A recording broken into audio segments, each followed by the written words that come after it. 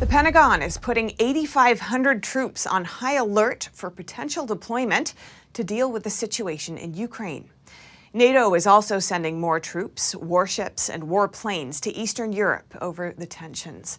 Here's the latest on the situation between Russia and Ukraine.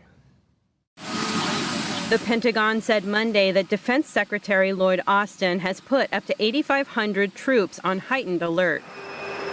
They will be ready to deploy if NATO decides to activate its response force to deal with the situation between Russia and Ukraine. As of now, the decision has been made to put these units on higher alert and higher alert only.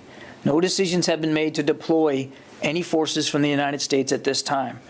And when I say heightened alert, in some cases, some of these forces were already on a heightened posture, readiness to deploy posture, and the Secretary decided to make it even more, shorten the tether even more.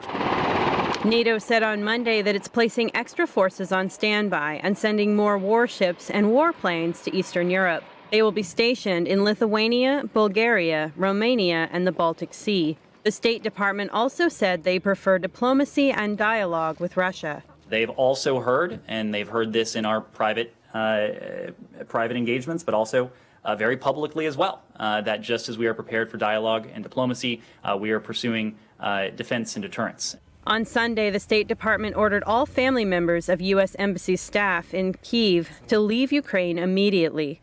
Embassy staff can also choose to leave voluntarily. The department also upgraded the travel warning for Ukraine to level 4, do not travel. The State Department says that they are keeping U.S. citizens in Ukraine informed of safety and security developments. But they also note that in the case of a military conflict, the U.S. won't be able to evacuate Americans from Ukraine. That is why we have encouraged private U.S. citizens who may be in Ukraine to plan accordingly, including by availing themselves of commercial options should they choose to leave the country.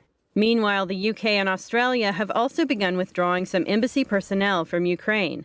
And Germany offered assistance to families of embassy staff and some civilians who want to leave.